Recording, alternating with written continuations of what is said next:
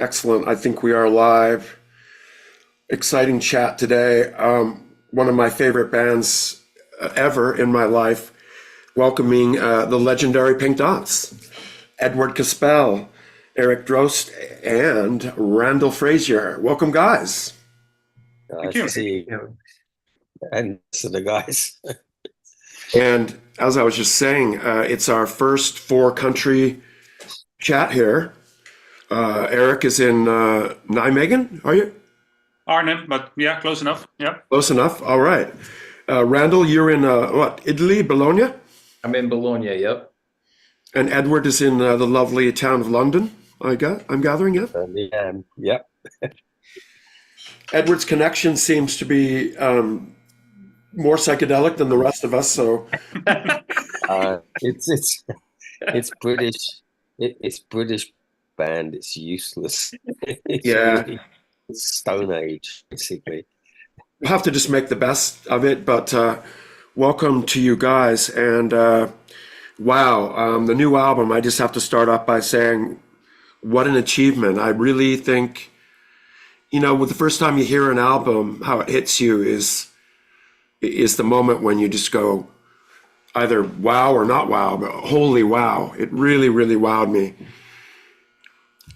And being a fan for so long, 45 years or 44 years, it's kind of crazy to think that, with the times, I remember even pre-1984, thinking about 1984 and all our fears of 1984, and having the Pink Dots in my life already.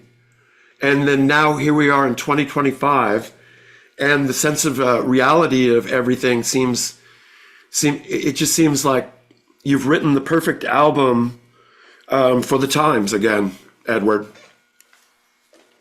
Well, all of us. But yeah, it's true. It does feel pretty ominous, doesn't it? In a way, like a bit auspicious for the time right now. Yeah. It's troubling times. I mean, I can only say that over the last little while here in Los Angeles, it's never felt more apocalyptic. And it's like you kind of like want to reach out and have some good thing to say to each other. But in matter of fact, it kind of feels like this could be the last day of normality. Well, maybe I shouldn't say that. I know there's a lot of people that might not think that, but it could be. I don't know what's going to happen tomorrow, but I'm a little bit frightened.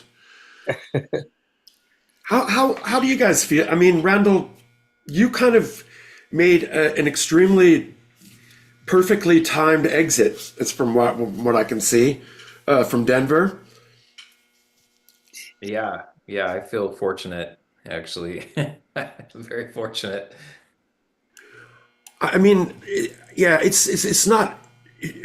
Doesn't it seem a little odd in a weird way not to want to talk about political stuff right at the point right now, just because it's at that point where it's almost so real that you don't even want to acknowledge how real it is.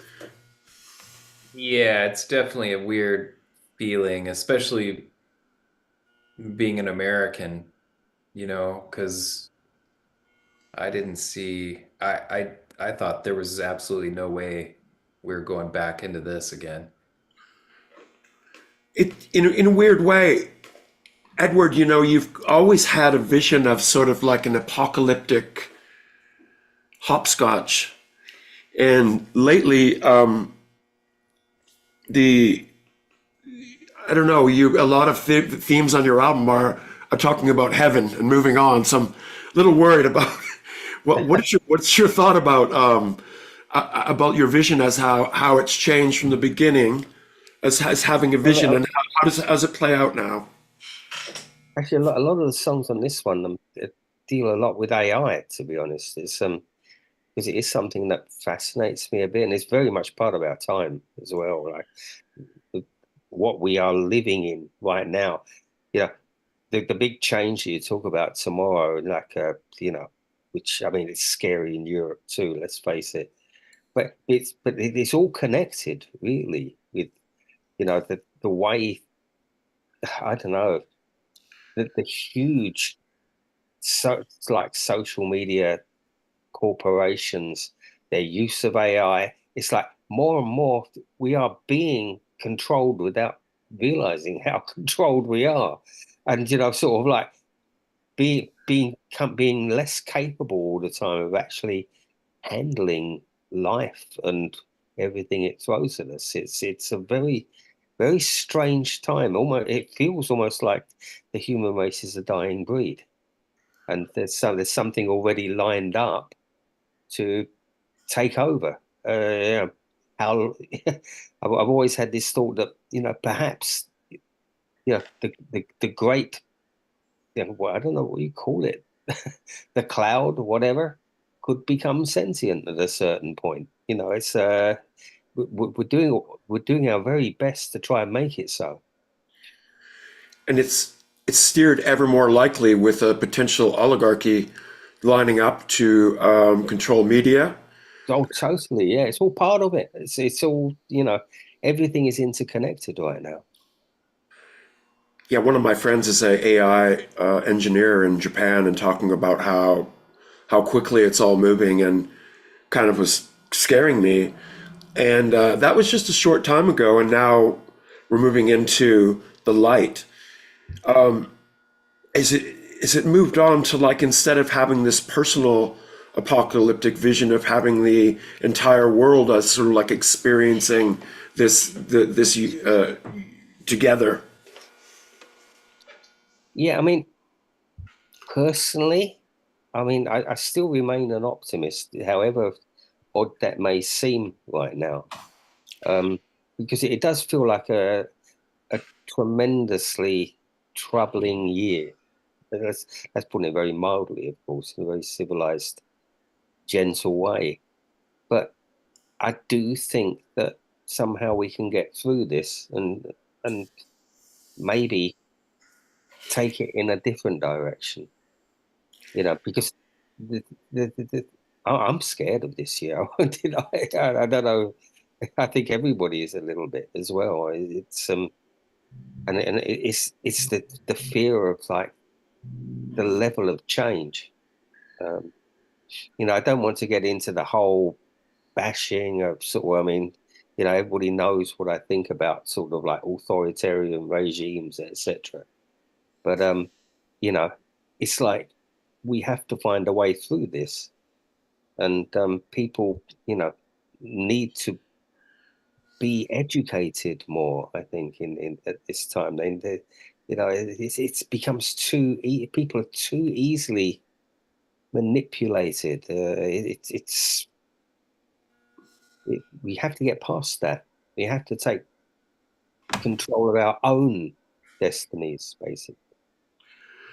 Yeah, there was a big celebration that TikTok was returned to the world today as though it was some great thing. And I was thinking that Trump is already trying to say, I saved you your life. The life of now that he said he's basically going to buy and control. Does anybody here actually have a TikTok account? I'm curious. I don't personally, but I personally have not, and I've only witnessed from afar. you, I- Randall? Randall has one. No, I don't have one. No. You don't have one? Not doing TikTok. Eric, no TikTok account. No. Nobody's got a TikTok. See, there you go, all cavemen. You see, in this. Yeah. Erik, what's your perspective over there in Holland? It's kind of, I love how on the description of the album on the bottom, it's experimental psych Nijmegen. And is there an essential, has to be a somewhat of a bloodline to Nijmegen to make it like, just make the soup pure? What do you mean? Well, I'm just being complimentary to what we've always had some great experiences in Nijmegen. Oh, yeah. It's always been some sort of ingredient to a great legendary Pink Dots world. But Yes. I was wondering what your perspective is what Edward was just referring to, being over in Holland. All right, gotcha. Well, we have our own specific issues here with the government that's ultra right wing, and so we have our And of course, we're looking at well, I am for one looking at the United States too to see where we're going with this. And it's yeah, it's mind-boggling at this point in time. It's kind of scary that none of us can really, like TikTok, can tell you what's going on, Uh-huh. what's gonna happen. It's I believe it. I don't know. There's been some things that have come on that has been so terrifying that they said as soon as he takes his hand off the Bible, it's good. There's going to be some big things coming down as far as like what they call the ICE movement. Randall, I don't know if you heard it, but one of the main areas they're talking about is Denver and Chicago. And it's like, can you imagine? Like, what would that look like? That's a complete dystopian 1984 nightmare come true in some weird way. Yeah, I mean it's the Denver thing is kind of silly because they made like this big media spectacle about one little suburb of Denver, and um, obviously it was all hyped up and fed to the news, and the news ate it up, and it's just it's a media game. But it seems to be reality when it comes from that guy, Stephen Miller's mouth. And that he did make some formal announcement that sounded like you're going to be terrified tomorrow if you are one of the people that isn't legally staying here in the United States right now. Yeah. We're talking about a large part of people that like do a better part of what they call, the cooking, the cleaning, the everything you can think of, yard work, your construction, everything. Basically, a large part of people basically are employed under these circumstances. So they're saying that basically taking away that part of America is kind of like, okay, it's game on and here we go. Yeah, it's I'm getting a little carried away here. I don't want to get into this, but it was just interesting how I remember listening to The Tower and Curse just right around the beginning of 1984 and thinking, wow, what does this year have in store? And the perfect escape for me has always been the Pink Dots. And, over time being able to meet you and get involved and be inside your world has been the biggest treat, I think, of my life after 45 years, I will say. And now, is this the second album with this Randall, Edward, Erik lineup with Yope? It's it's Chemical Place Call came first, the New Chemical Oh, Place. okay. So it's yeah, he made a lot of music actually in the last year. It does seem to be like it was a strange time because the last album that we made, the Museum, I was really so fiercely, I think we all were fiercely proud of it. And it felt like a really high bar. Like, it's like, how are we going to get better than this, to be honest? But, it's like this one just kind of came together. It was a tremendous experience to record this. And it actually probably all really took flight when Erik came across with his acoustic guitar in the back of his van. Oh, I was wondering about this. Yeah, that was such a momentous few days. We're Nice. just like it all basically caught fire uh, uh, during those days, and suddenly it's like a few songs, a few sort of like ideas was looking very much like a new album, and a great new album as well. I mean, I don't usually like sort of like showering praise on our own work and stuff like that, but I have to say I'm so proud of this one. It's like, Well, but yeah, that's where it really began. It was like this was new because we never reached for the acoustic guitar on previous albums. This one we did, and it was like, wow. Look are what you this has done. talking? I mean, Erik, I'm really noticing your parts like in Cold Comfort and Wired High, Too Far to Fall, like this sort of. It seems almost as though, I was wondering, was it, like started on acoustic, and it kind of Yes. seems. Yeah. that yeah, the answers are there. And what that makes for is Edward. It's like the album is kind of like a stage play in a weird way, very performable in the sense that I almost cause was like just taking it in very cinematically because the colors that you have achieved on this, I think Edward, with your production on everything is incredible. Like you have become like I'm going to call you George Martin KaSpel now. Just Yeah, but some you have to have the parts to be able to do it. You know, yeah. you need the color. You know, basically all I do is sort of like arrange the colors, but the colors were there, and it came right, from all of us basically. And Yeah, no, it's a grand job from you all, but the way it comes together with the way how you are so dramatic in your cuts and your sections and how there be variables and differences that are just what I've always loved about the Pink Dots. It's like an oral trip. oh, It's, it should be. Yeah, it has and to be. Really. it's I'm just applauding as well your usage of effects on your vocals on this album is absolutely amazing. Like some of like the I want to pick your brain as to what plugins you found to be the most fun and the things you've discovered, but that could be a secret by now. I don't know if you want to talk about that, but man, good job. I tend to have this kind of use it and lose it approach.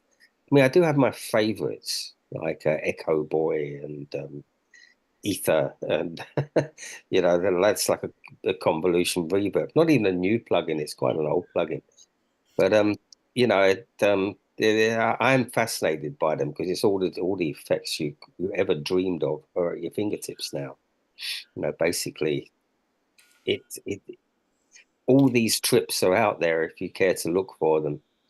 And yeah, I can't help it. I do have a particular methodology when mixing, and I leave a lot of it to chance as well. Randall was here recently. He gave me a lot of new ideas that he'd come up with. So and he actually, I thought it must have been so boring for him. So I was like, I did what I always do, but it takes like many hours. He just sat there watching me. So like what I do, I thought, what if this sounds horrible when I sort of put it all together? And it didn't. It actually worked out well. But this is brand new material that we're working on now. But yeah. Well, I mean, I don't know what you thought, Rand. It was like it was Yeah, quite. it was It's, interesting. It was interesting to watch. Well, how do you how do you feel you were able to get in there and help, Randall? Because I know he's an it's all Randall's ideas. expert So engineer. Randall's an expert engineer. Not to say, Edward, you aren't by now, of course, but together, I mean, you must be I'm learning not an off each expert other. engineer. I'm absolutely a dilettante. Oh, come on, you're modest. It was I guess, it was, I mean, it was my first foray into this process. And I didn't really, I mean, I had heard the songs prior to going over to Edwards, and uh, I was familiar with them, but I hadn't had a ton of time to sit down and work out parts or anything. So I ended up actually just sort of, um, in particular on these two records that we just did, a lot of it was um, on the fly in Edward's living room. We would play through the track a couple of times, and I would try out different things, and I would say, no, no, no, let's start over. I got a different thing I can do here, um, and you know, a, a few layers on this song, a few layers on this song, and moving through. I mean, we did it. What was it? About a week, Edward. I was there. something like that. I was actually referring to the week you were here recently when you actually gave me a whole bunch of new things.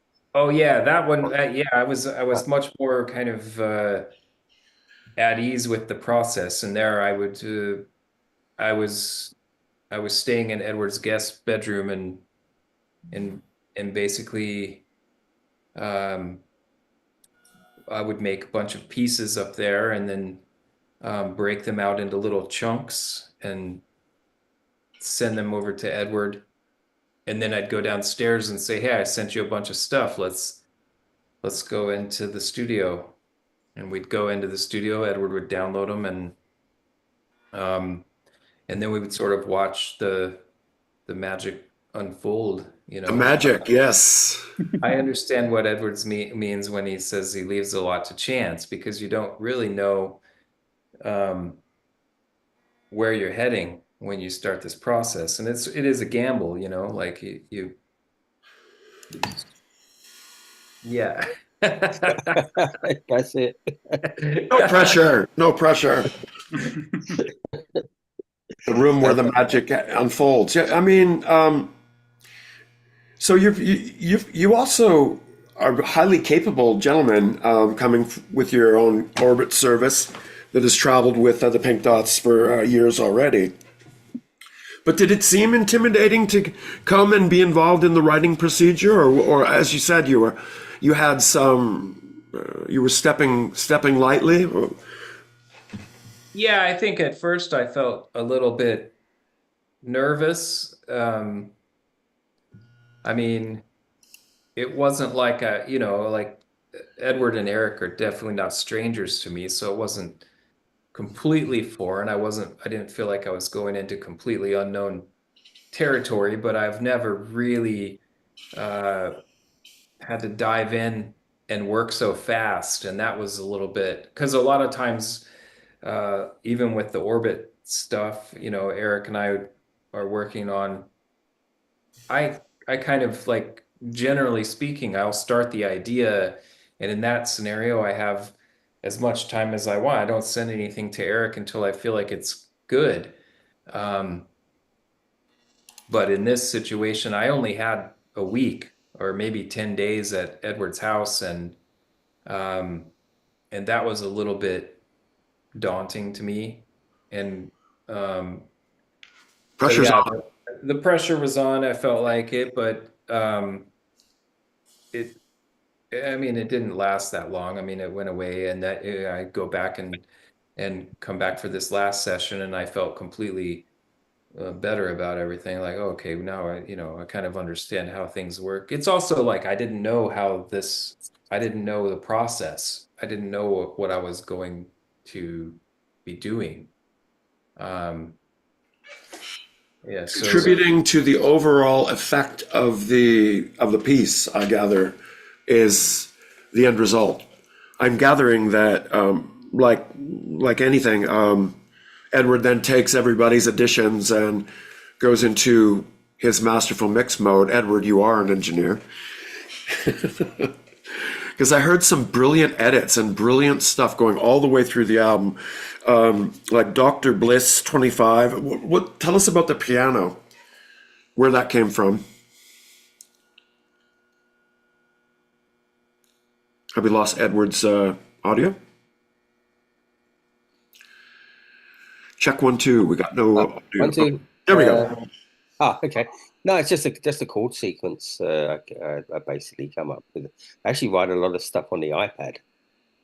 But it's beautiful. It sounds like I've watched you sit down at a grand piano when we did Last Man to Fly, and it was great. It kind of reminded me of the same thing. So even though you don't have a grand piano there, you have a controller. You got great sounding piano. Is that you're talking about it like composing on the keyboard? Yeah, basically, it's like a chord. I still like chord sequences. It's especially when you can make like a chain of like 8 chords that all like go together really well, and then you write a B part, and it's like a lot of chance involved as well. Just I guess it's typical. Are you talking about the CS30? I had the CS30 doesn't really feature on on So Lonely in Heaven. It does feature a bit on the Chemical Play School, but yeah, it's whatever comes to mind. Often I have like solo sessions on the CS30, and then like for quite a while, and then we'll cut it up and slide bits in, and it's I thought there was some incredible variation in the sequences in Dr. Bliss 25 that are accompanying or breaking away from the piano sections. You want to talk about those synthesizers? Well, those arpeggio parts, that was Randall coming in. Randall, good work. That was fantastic. Beautiful. No, really. I mean, it blew me away. I want to say that the variation, the play between the piano and the sequences on that track are, amazing. And it's a beautiful meeting of minds. Actually, both of these two albums that just came here, so these two, and like Erik added a lot of his electric guitar sort of like later, but that also transformed everything. It's so perfect though. Like Erik always does that. in that psychedelic experimental Nijmegen way. It's perfect. But Erik, Sleight of Hand, I'm gathering that the dark acoustic sound of that, kind of almost remind me of like the variation between Dr. Bliss 25 going into Sleight of Hand is the perfect change of slate. Edward, you're so aware of those things. Always been a teacher of how the slate can change, and that will be so dramatic if it's right. But the dark acoustic sound of Sleight of Hand, how did this song come about? It sounds very dark, but beautifully dark. It's what can I say? It's where it's if I hear the work that like the songs that Edward writes, it triggers things with me, and well, hopefully, usually, well, let's say hopefully it works out in some sort of way. But I cannot always predict or even understand what it does to me. So it's like it is a reaction to a piece, and it's a interpretation of that. So yeah, it's not so much luck, but it's or accidental, but it is I react in a very it's my direct emotion that you'll hear. I thought that Wired High, Too Far to Fall is an acoustic goodie with surprises galore as well. The acoustic elements of that track, did you guys, was that something that you guys like worked on first, as you were saying, with the acoustic, and then built it up from there? Edward? There was a kind of a little framework beforehand that Erik sort of like took over on the acoustic, but what he did later on the he sent basically Erik did that in Holland and sent it over later, a few different tracks of like this like absolutely bamboozling noise guitar, which I thought, oh my God, this is insane. I love this. But how do I work this in? Then basically it all fell into place, like just like God said, "Yep, I like this too," and sort of like thank you, God, that's brilliant. Very juicy effects, I will say. There was it's interesting because on Chemical Play School there's a track called Shout Fire, and Erik sent over Erik, what's the name of that machine that you use? I soloed it at one point in that song because I thought, wow, but what is that made that sound, that enormous sound? That's an interesting question, because earlier today somebody else asked me about one of the songs on the record, and I really had to go back to listen to the original tracks to even come up what I did. So you gave it a name, a something Tron. It was like whoa! It was a monster. Huh. Anything with the ends with the word Tron is good. Yeah, exactly. I basically dropped all the instruments away at one point in the mix of that, just so people could hear this Tron. Nice. So it's not in this array of effects here. I don't think so. Yeah, it doesn't look like it. No. I don't see a Tron. No. I was hearing some fabulous like echoplex type reverb blast with the pitch ascending and descending. Edward, Uh-huh. was that coming from the Echo Boy? Is that coming from Erik? No, that's coming from Erik. I did very little effects on Erik's guitar. Erik's guitar is pretty much what he chooses. Yeah. What was the inspiration coming from the guitar section? I see you wearing a very suitable Pussy Riot shirt today. Yeah. The last few years I've been listening a lot to Turkish music from the 70s. So there's a lot of that. There's a lot of psychedelic involved in that. So I have to say that is really starting to take me over in a way. More, yeah, I guess, yeah. Can you suggest, because Turkish psychedelic, Edward, is this something new, or is this like that you are fully aware of? It's around. We actually have quite a few chats about Turkish psychedelic greats, like Erik, who sadly died a bit earlier this year or last year. But there was a period of in Turkey's history when there was like a whole number of psychedelic great artists in Turkey, and it's great stuff. It's great. I mean, actually, as recently as like the last couple of decades, there was one band I loved from Turkey called Zen. They became they changed the name, Babazula, I think it is now. But when they were Zen, I play it. It's like quite often. There's one album called Tan Ball. I could certainly recommend that to anybody. Fabulous music, but really very Turkish and really very Interesting. I mean, I had not considered that for a second, but inspiration, man, it's great to, if we can drop a name of something that somebody should check out, what's the first thing you would say? Yeah, Zen Tanbul. Look for this album. You will, if you're into bands like Can, for instance, and so on.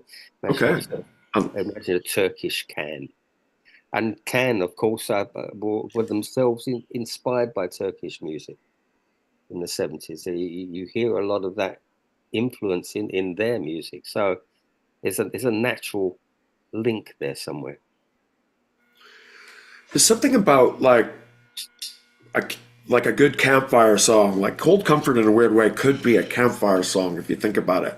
If everything comes down to complete apocalyptic, you guys could still tour and play certain songs and get away with it. Choose Premium. Edward, I'm hearing. Oh, yeah, hello to say to what Cold Comfort's about, which I should do, really. Oh, yeah. That's actually based on, like, when me and Alona were first getting together. She lived in Finland and I lived in Holland, and this is a bit like, well, basically it's hours away by plane or by plane, train, ferry, whatever. That's what you might call a very long distance relationship. But yeah, I would go to Finland often for a couple of weeks, and Alona lived in a big house with a huge window, and outside that window there would be snow. There's no internet in the house. there was snow. There was no fridge. Basically, you just put the like the milk or whatever just outside the front door. Well, yeah, okay, the fridge was broken. Yeah, it's true, but but yeah, Cold Comfort was very much how we were at that time, and yeah, it's basically anything will be happening anywhere. We would not even know about it because, as I say, no internet, no TV. It's like there was just like us, forest, snow, window. And basically, that song's about that. Did you bring any writing tools with you, or was it just pure isolation? Oh, I always had at that time I had a laptop always with me, so I could make music on it basically, and because you could always do something. That was very valuable. It was very basic. Yeah, it's true. It was per war. Oh, it's a long. Yeah. I mean, it's almost 20 years ago now. We'll be together 20 years this year. Oh, congratulations. Hello, Elena. she's over there on the couch. Hello, Alistair. Where's Alistair? On the couch with me. Doggy's on the couch. Oh, hello. The KaSpel family. So, how long do you figure you started? When did you actually? Do you ever feel like you're starting an album, or it's just you realize you've got a collection of songs that? How is it that you know which songs to introduce for this album at that time? That's a curious process. I was actually, I think, talking with Randall about it yesterday. Like we were WhatsApping each other. It's indeed it's a little collection of songs. They can be quite disparate, like varied. Then at a certain point, you smell the album, you hear the journey, and it's just like then you pursue that journey like relentlessly because you know where it's going to. I had the same with, don't mind me mentioning the new Tear Garden, for instance. It's like suddenly it's like, oh wow, I see. You can hear it. I mean, I'm sure you get it too. It's like you just get this sense, and then you're obsessed with it. You live with it every second of every day, and actually quite a bit of the night as well. It sort of permeates the dreams. It's like it's beautiful, but you don't get much sleep from it. How do you find yourself working on and on and on into the evening once you've got the vision? I usually run out of steam personally. I get up very early in the morning, and basically try and do all the things that need to be done in the house because there's always lots of house things. Yeah. Oh yeah, I know about that. Yeah. We all know about that, probably. And then as soon as sort of like all of that's done, and usually it's after Alistair's been fed. I have to hold his bowl for him because he won't eat it himself. Then it's time to switch on the machines and sort of like plow into it. And that can usually last for about 8 hours. That's quite possible. Oh, that's helpful. But then I will be quite exhausted after 8 hours. I might sort of like go and listen to some music with Alona. But often she wants to listen to stuff that involves me, which I don't really want to listen to that much. Has there been anything that's come along from her that basically has opened a new door? Hearing a new inspiration from some other type of music that's been presented to you. Oh, it's always there. Yeah, I mean, I like to keep my ears very much open for whatever takes the mood. I mean, basically, I can't think of anything specific at the moment, but there is actually good. I'm glad you've said that because I think like you are the most true to your vision over all of the years of the legendary Pink Dots and Edward KaSpel and legendary Chemical Play Schools and everything. And it's just so much a vision of a journey that we all love taking. And Randall and Erik, I can only imagine that when you contribute parts and you leave them with Edward, and then you must. What's your responses when you hear things later and you see how things fit together? Randall's laughing. We'll go through. Tell him the truth. Well,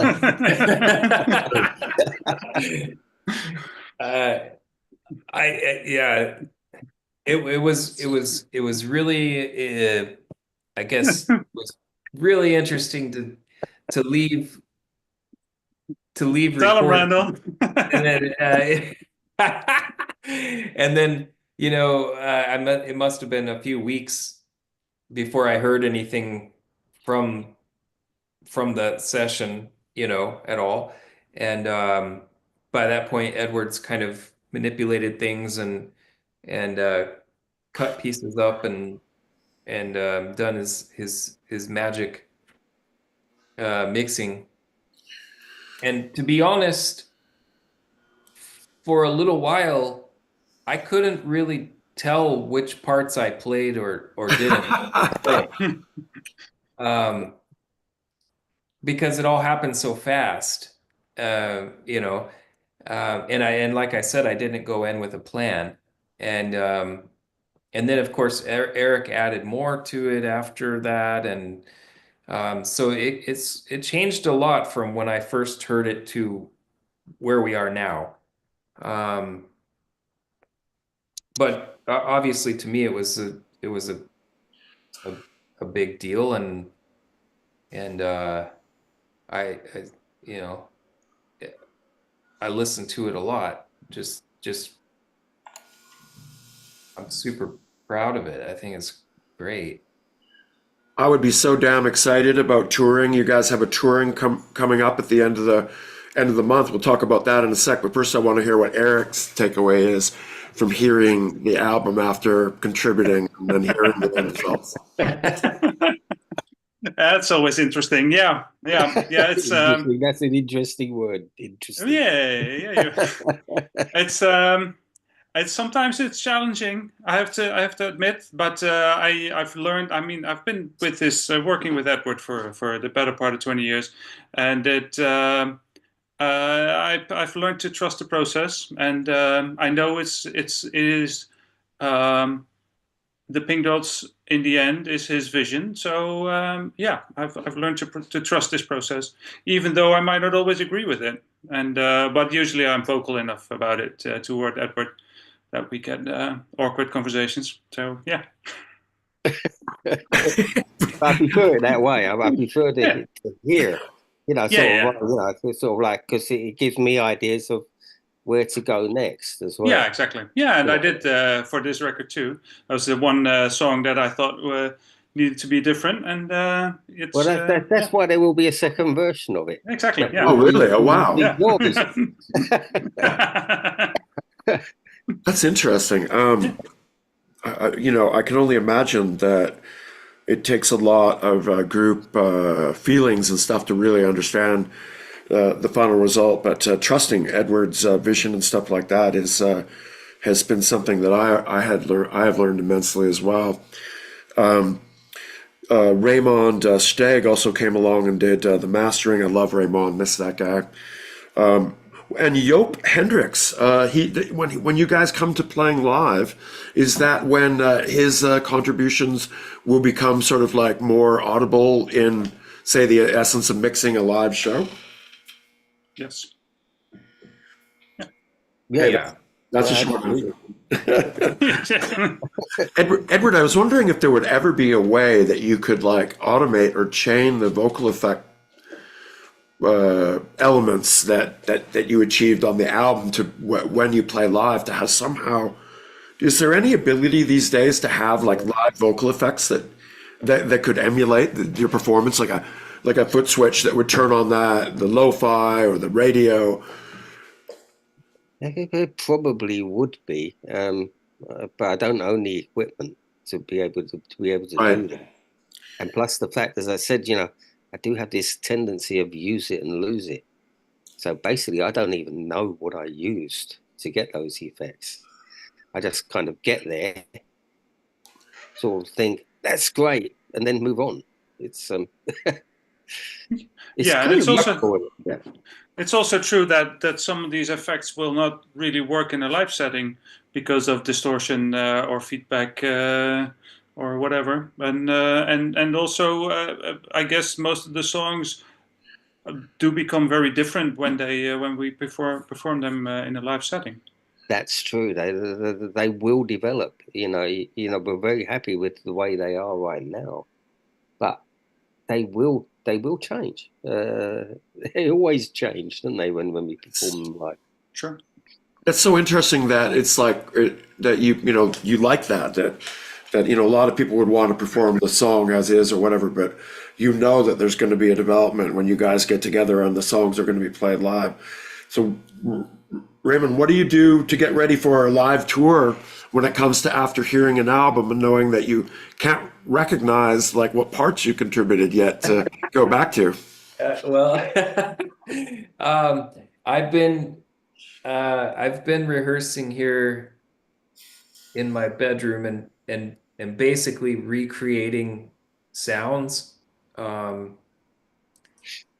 So I have to kind of rebuild things to make it portable because I don't use a laptop on the stage, so I'm rebuilding the sounds either on a real synth or I've got the Ableton Push 3 here and the Prophet Rev 2.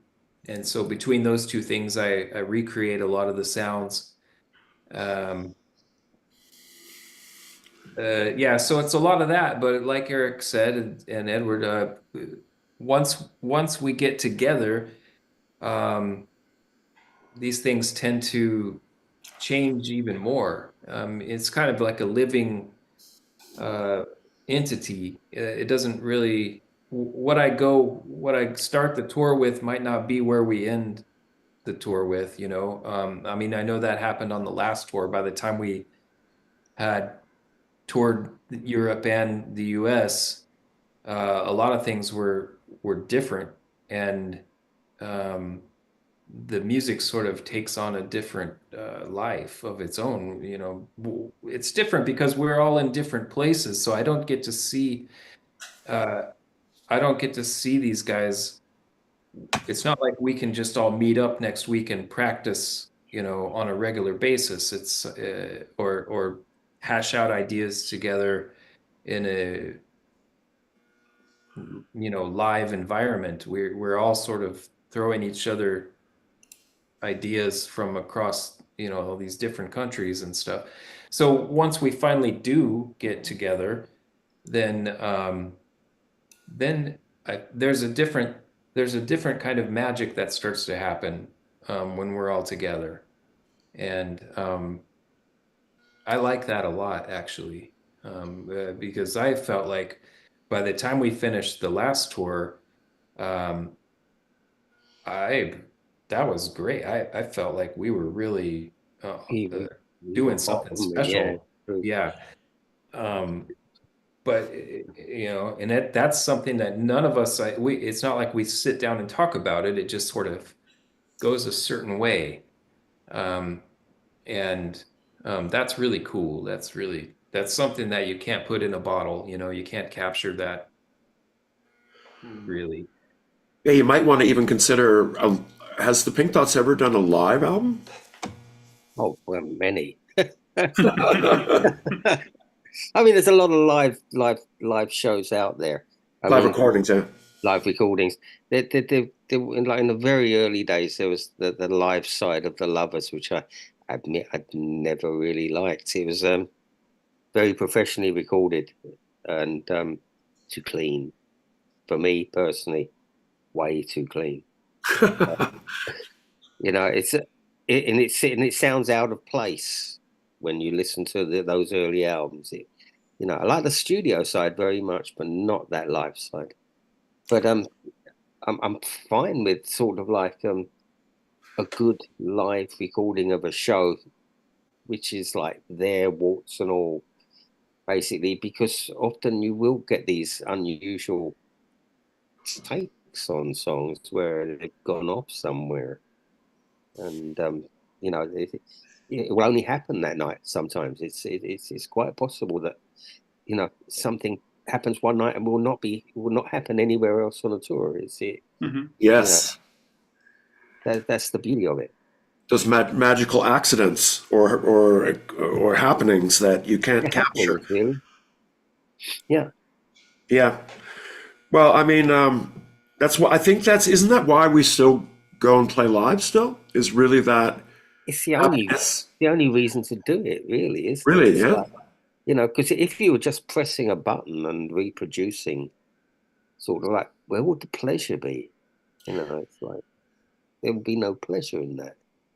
We would use with Skinny Puppy, we use backing tracks, but then play on top of them to try and Oh make yeah, yeah. I a mean, new so do we. version. But That would be like, hopefully, the thing that's the most on top. But yeah, even then, you know, you're limited to having to always jam around the, you know, the impetus.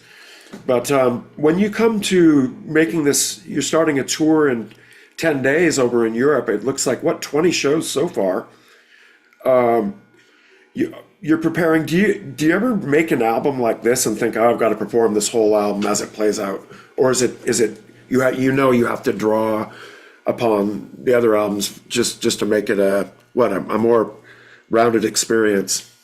I mean, we basically discussed amongst the three of us what we're gonna do for this particular tour coming up, and so like yeah, we have a whole pod of songs that you know we'll be working on and preparing. It's a rough idea of the set. That has to be there because that's the journey on the stage. But you know, there is possibility for it changing, or you know, basically changing that journey. Yeah, we don't draw. I'm personally not so fond of diving back into like deep history because in a way, you know, unless we completely reinterpret something, you know, then it's more interesting. But you know, I don't like to just I don't know, go back to something in like 1987 and just play that again. I mean, we have done that in the past, and it never seems so satisfying. I think Erik will agree with that. Yeah, for sure. Yeah. Did it feel like you're just trying to recreate something that's not like forward moving? It's more like let's go, well, be nostalgic and then be sort of like trapped within that nostalgia limit.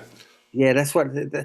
Like before the last tour, we actually made the decision that we weren't going to do that anymore because there were always the odd songs that were just nostalgic, diving back, and so it never felt very satisfying to play them. Last tour, we actually abandoned all of that, and I think this tour we will just carry on that way. It's in some ways, I guess it's more challenging for the audience because you know they're desperate for some of these old classic songs or whatever. But that was then. This is now. You know, it's yeah, it's you know. I don't know. I happen to think like since you're carving such a cinematic album in this modern age right now, there's barely a need to look back. I think bands only really need to look back when they're not carving such a juicy steak as what you just served to everybody. Yeah, that's nicely put. I like that. I thought I'd come up with something there. I like that. So you guys are heading on your way to a rehearsal location where obviously all of you will be together, not in three countries. Where's that going to be and when? Oh, that'll be I mean rehearsing at Oops. I mean, I think it was the plan. It's most likely will be in my studio, Edward. Oh, okay, Arnhem. Yep. There we go. Arnhem is the place to be. Yes. Oh, so you're in Arnhem. Okay. Yeah. Apologies for saying Nijmegen. I got to include. No worries. I remember Arnhem. It's a beautiful place. Mm-hmm. And so you'll be in Arnhem for how much time do you got to get it all together before you hit this date here on the 29th? 3 days, isn't it? Roughly. It's not a tremendous amount, but there'll be a lot of preparation we'll be making before we actually get there. I mean, I'm going through the lyrics every day, for instance, at the moment. With it looks like results. so, you know, how difficult is it to travel in Europe in wintertime conditions? Is it as scary as it is here in America to do driving and tours and so on? No, it's not so bad. Oh, that's good. Yeah, there'll be some snow on the ground here and there, but most likely. But the weather has not been very bad out here. So. What's it like there in Bologna right now, Randall? It's not bad. It's in the high 30s, Oh, low 40. Yeah, it's much less extreme than where where I came oh, you're from. used to, yeah, Colorado, and not only that, up in the mountains, Colorado. Yeah. You're used to, I God, man, the coldest I've ever been is in Colorado there with you, or you guys. I think it was Yeah. 11 degrees one time I was there. Why do they always want to book you and do gigs when it's 11 degrees there? Oh, that's not cool. Yeah. I know right now they're having an Arctic blast. I looked at the weather today in Denver. It was like -11, I think. Oh my God. So you Yeah. can't even go out at that point. No, it's just not. No, nobody So went. what is Freak Out like? I mean, I actually love the name of the club. Have you guys played there before? Yes. Is it really a freak out? I guess it is. Yeah. No, it's actually cool. It's a fun little club for sure. It's nice, but yeah, stay away from the dressing room, Yes. Oh, okay. the Is dressing cupboard. is there Yes. any of these clubs that you think is like the one you typically like sort of like call the golden adventure, like the favorite, or do you have a favorite? I love personally. I love Berlin. Quasimodo is really really nice place. Yeah. Paris. Hey, that's on Yeah, my Tiba. this is on my birthday. I'll have to Oh, Berlin, Quasimodo, indeed. yeah, Quasimodo on my birthday. So Yeah, I'll have to text you or something and say hello. Hafenklang is nice as well. Yes. Yeah, in Hamburg, I do like that little club. Yeah, it's just some nice venues there. We had a lovely time in Pech in Hungary in the last tour. Oh, wonderful. Very nice if it works out the same. And I don't know Futurum in Prague, but Prague is just the most amazing city to play. I love playing Prague. That's great. And it's great that, is there still any like what we might want to call psychedelic hotspots within Europe? Mm. A place that appreciates it more than others? Oh, I think it's pretty. Yeah, I mean, the little boat in Lyon. That's always it's a challenging. It's challenging technically, but it's just got a good heart. Hmm. And a lot of interesting people played there, and it like I like places like that. I must admit, it's like places there's a lot of love goes into a venue like that. It's Yeah. like to be part of that, and return to those sort of places. That's the adventure as well. It's not just the big clubs and so on. It's just a little No, strange absolutely. venue. Yeah. The people that would be the most interested in the setting and what you have a happy accident or two and that will be the place. It doesn't have to be a big place or a particular place, it's just that special place. Yeah, I mean, yeah, I must say the Quasi is definitely by now. We played there every tour for the last I think 3 European tours, and that has always been really very nice to go there. It's right in Hmm. the center of Berlin as well. It's yeah, excellent place actually. The Quasi is there. With the future looming the way that it is, like, do you guys have an intent, obviously, to come to the US? Oh, sure, yeah, yeah. I mean that the tour is already being planned right now. I just hope it all. Just Hopefully. hopefully foreigners aren't banned completely from going to America. You never know. They were tossing around some weird thing that Bill Lee was talking about the fragility of the touring visas that musicians are able to get at this point. And I don't know if they're just talking about that from Canada, but it just seems like, I guess we'll get there, we'll cross that bridge when we get there, and we'll find out soon enough. But Yeah, you never know. You just never know about this kind of crap. It's like, I mean, it's living in the UK. I feel very isolated right now. Really? It's yeah, because it's not part of the EU either. It's Right. really, it absolutely sucks. And and we can't even play in London because of like Randall and Erik coming the other way. What? It's like it's just we could, but you have to sort of like basically cheat now. I mean, because there's no other way of doing it. Wow, You're not. that's sad. Technically, I'd have to get something like, I don't know, 6 or 7 different work visas going around Europe because it's country by country. Apparently there is a kind of like an unspoken it's okay from sort of like countries like Germany and France and so on. So I've read. But I don't want to take a chance on that when I cross the border. Sorry, Exactly. I'm just here to see the sights. Sort of like basically, and that's it. So, is there a check-in now for a UK citizen between each country? No. It's, Okay. once you're in the Schengen zone, you're in the Schengen Right. zone. But you have to. They ask you when are you leaving, when you flying back. What is your purpose here? All this, it's like the third degree, and it's just like Jesus. Do me a favor.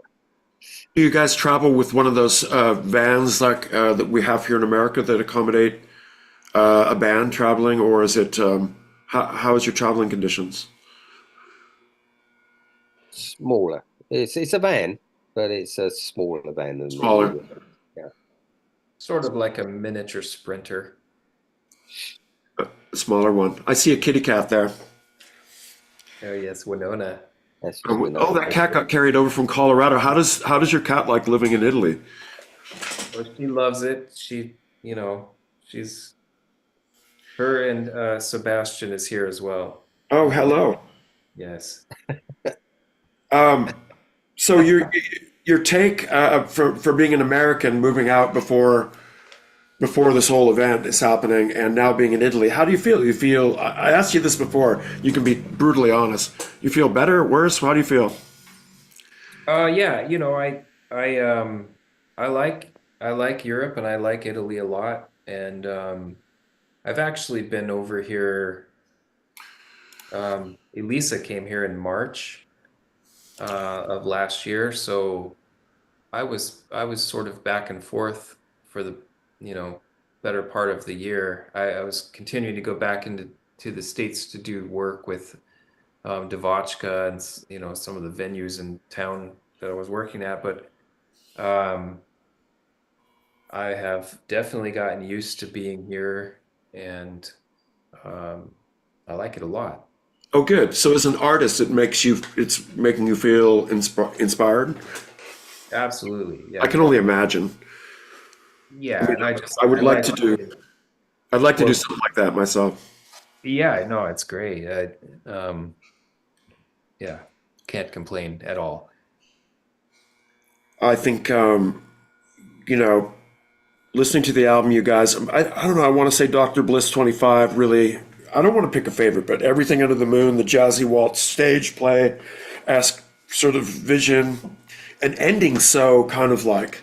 I like how it ends, sort of like shoop, like you are just deprived at that point of the experience you're having. And Edward, you shut it off like TV. Like someone comes along and just goes, "You're done."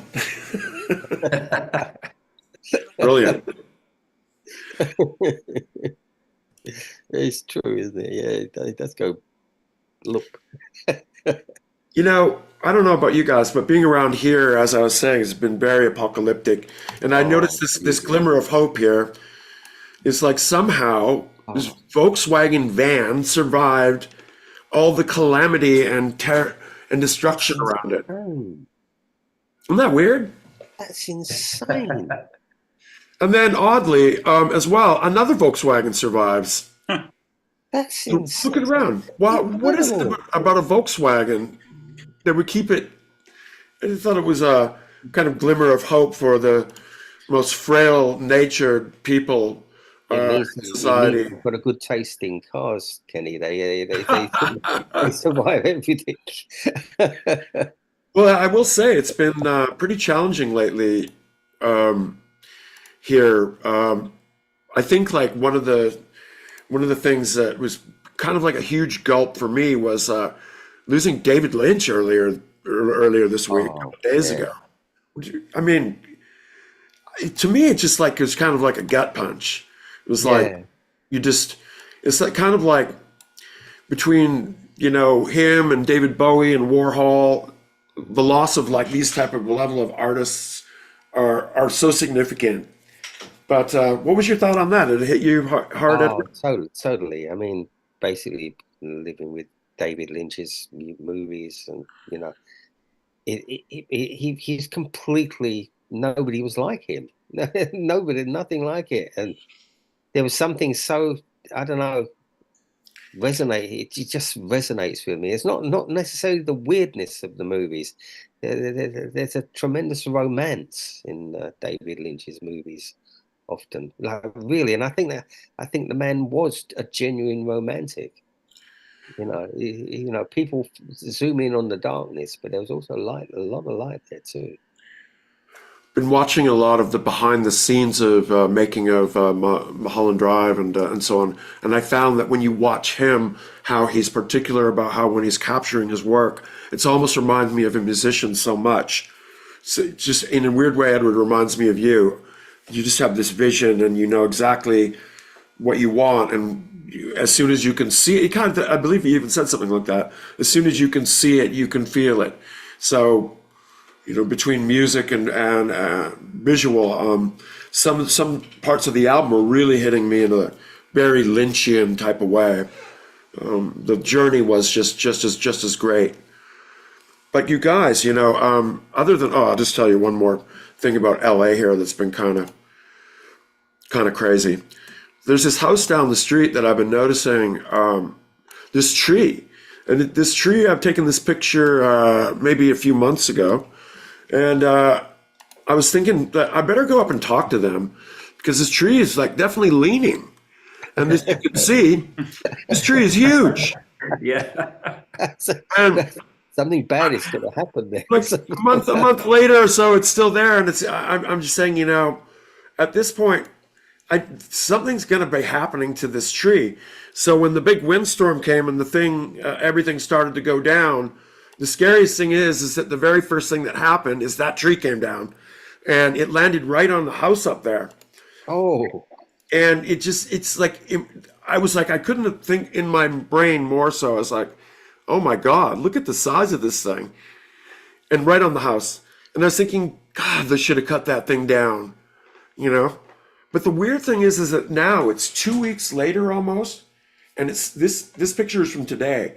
Whoa. It literally still there. So it's a little bit freaky. So I will say that LA has this like weird feeling of like apocalyptic nature that I hope will end. But there was nothing better than the escape from listening to your album last night.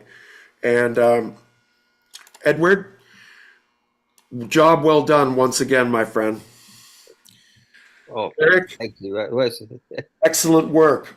Cheers. Thank Randall, you. excellent work. And I cannot wait to see you and the legendary Pink Dots hit the shores over here. And continued success with everything, guys. Thanks. Thanks, Kevin. Oh, thanks, Kenny. Anything left that anyone has got to say or want to talk about? Oh, just wonder, are the fires out now? You know what? They're not. They're let's check live here. Isn't that insane that the fires are still not out? So what they've done is they've contained them within a huge, large area within where the fire is burning. So believe it or not, the Palisades fire, which is the one over there, it's approximately 20 miles away, is 52% contained. 52. So it's only like half. It's been going for 2 weeks. I know. So the Eaton fire, the one that took out Altadena, is 81% contained and is still active. So, I mean, it's unbelievable. It is the large, I think one of the biggest tragedies or catastrophes in California history. So it's Do you something know that anybody we who won't. lost their house? What's Kevin, that? or do you know anybody who lost their house? You know, there are so many actors that have been listed off, like James Woods, and you know, you name it, like 100 actors all lost their houses, and people lost their studios. Personally, I don't know anybody that's come to me so far that said I lost my house. I'm pretty sure I know of one guy.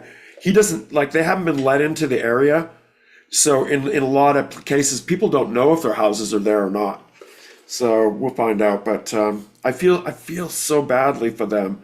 I think if that happened to me and I lost everything, I think I'd be asking Randall if there's a place for rent over there somewhere. Well, I mean, we've had we've had massive floods. Oh, really? Not right here, not where I live, but like throughout the UK, like really serious floods recently. I mean, it's real. This whole climate change thing is absolutely real. You know, the weather is going a bit crazy. What about Holland, Erik? Any tragedies going on there? Not right now, but we definitely have more severe and weird weather going on. Yeah, I saw my first almost hurricane last year. So yeah, Wow. What do you or think? tornado, I have to say. What Yeah. would cause that all of a sudden? Well, the atmosphere is wild. There's a lot of energy in the atmosphere, and it's yeah, that's what that does. And nothing happening over in Italy? Shit. Not right now. It's pretty mellow here, but I will Oh, good. say the summer here was probably the hottest I've experienced. Really? Yeah, August was brutally hot. Wow. Yeah, I will say the same for here too. Apocalyptic hot. Yeah. So I don't know. Not from Denver, Randall. I mean, Yeah, no, Yeah, true. true. I mean, maybe I'm just not used to it, but I was just like, how am I supposed to function? no, you're originally from Texas. I mean, yeah, you might surely. I mean, you know, you can fry an egg on the Yeah, that's true, but Texas. I haven't really experienced that since I was a little kid. So maybe when I was smaller, it didn't bother me. Whoa, man, last summer whoa, it was hot. I'm getting really tired of the heat, to be quite honest with you. I think it's you know, at first you think that you might be okay with you know, I don't know. It gets old after a while. Oh, by the way, guys, there's been a couple of questions here. Do you mind if I quickly address these before we go? Oh, no worries. Sean Gallagher, not to get too far, but I think this is an awesome lineup of LPD and me. Well, come on, making amazing Tear Garden. Okay, we'll skip that subject for this moment. We're focusing on the legendary Pink Dots album at this current moment. How did you go about sequencing? Well, we went through that. We pretty much went through a lot of the album here. I don't want to skip anything. Congrats on the new album. It really is wonderful, and enjoy the tour. Hope to see you in the States. First and only time I saw LPD 20 years ago at the original knitting factory in Manhattan. Excellent. Thanks, Sean. Oh yeah, we didn't talk about Simon Paul doing the cover. Let's talk about Simon. You're always doing fantastic work, and you've done the last couple of Pink Dots albums. And Edward, I know that you were ecstatic about Simon's. I just love his artwork. Yeah, love his artwork. And Bionica, don't let me die without seeing an LPD TG USA tour. If someone said that we should call, if that were to happen, the Last Men to Tour. I've heard that one, yeah. Oh, that'd be good. Russ says, first of all, an amazing album for the lyrics to the music to Simon Paul's incredible artwork. Edward, I'm sure you heard this before, but you have a remarkable ability to read culture and point out where it might be heading. I've been listening to The Tower lately, too. It's funny that Tower gets brought up as well. And I can't help but think about these two albums side by side. The 21st century demands that we trade genuine living with all of its messiness for a sanitized, perfected, soulless image of a life that makes sense to the corporate surveillance state. We feel the loss of this trade on a deep level, but we don't have a name for it. And fascism steps in to fill the void with caricatures of a meaningful life full of paradoxes, flags, and statues of really sketchy men. Food might be still affordable, but hey, at least we'll be great again and real again. Okay, that's really well That's worded. beautifully put. I mean, that's what I was trying to express earlier, but he just nailed it. Yeah. The question goes out to Edward, as well as Erik and Randall, if they would like to jump in. Underground music in the late 70s and 80s seems to have had a really vigorous spirit of social community and protest. Both of you were around to witness and contribute to. How do you think that period compares to the musical landscape today with regard to social, political, and cultural critique? I think it's very much alive and well. You know, because it is a time when there, I think there was a time when there wasn't that much kind of like revolution, resistance, sort of, that kind of spirit in it, a bit like the spirit of the 60s, but I think it's coming back in spades now because it has to. This is what we do. This is what we have, and these are truly challenging times that we live in. Probably the darkest time that I've ever witnessed in my advanced years. But you a lot of things to inspire you. That's the plus point for anybody who's creating stuff. But deeply challenging and frightening. But we'll go there, and we're not alone. There's a lot of people making a lot of good music right now. I remember the first time we ever crossed the border together from Canada into the US, Edward. Oh, I would have liked that too. You were terrified. Well, I mean, all I'd ever heard about the US were actually horror stories. I thought basically there were gangs roaming around the street, all sort of like ready to shoot me at the slightest. I remember we were talking about it all the way down. I almost expected like some people to jump out with guns at any second. But I remember that there was something going on at that time. I think wasn't it Reagan that was the president? It was, yeah. Yeah, there was something odd going on at that time, some sort of political thing. I can't remember what it was, but I remember within our discussions, even I got a little scared. But it's because of the media. I mean, it was like painting like a picture of the US like it was like a completely scary place. And actually, Britain was every bit as scary. I mean, at that time it was terrible. But you always get that. I mean, wherever you go. I mean, I remember going to Mexico.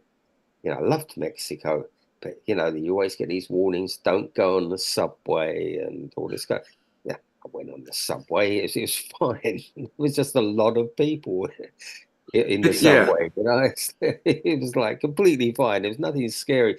I mean, it's only if I guess you're like, rattling your jewelry or something, then you might have a problem. Exactly. So true. I don't know. The only thing that I find a little puzzling and odd about this perspective of being here is that the left, used to be kind of like represented by the peaceful hippie and like the people, as I said, driving the Volkswagens. And now it's like the left has been somewhat radicalized, and the right is going to like got this like new degree of suggesting that the left is way more radical than they are. So it's a really weird shift of things. Like, can you imagine like a radical leftist psychedelia? Yeah, hard. I mean, in a way, I get a bit fed up with the whole left-right thing because Absolutely. It's sort of like I think. Yeah, I guess I veer towards the left rather than the right in the classical sense, but I really don't like sort of like, pinning myself to any particular flag or color. It's just like I feel the way I feel, and world deal with it. If anybody out there would like an album to listen to for an album of our times, then please go to Bandcamp, and just released a couple days ago, So Lonely in Heaven, a fantastic creation by the legendary Pink Dots, Randall, Erik, Edward.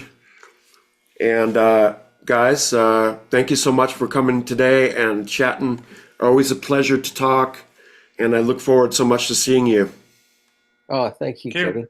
Thank It's you a so much. total pleasure. Looking forward to seeing you. And I can't wait until in person. Keep me posted, and I'll keep everybody posted here. Totally. See you And thank soon. you all. I'm sorry, did I interrupt you?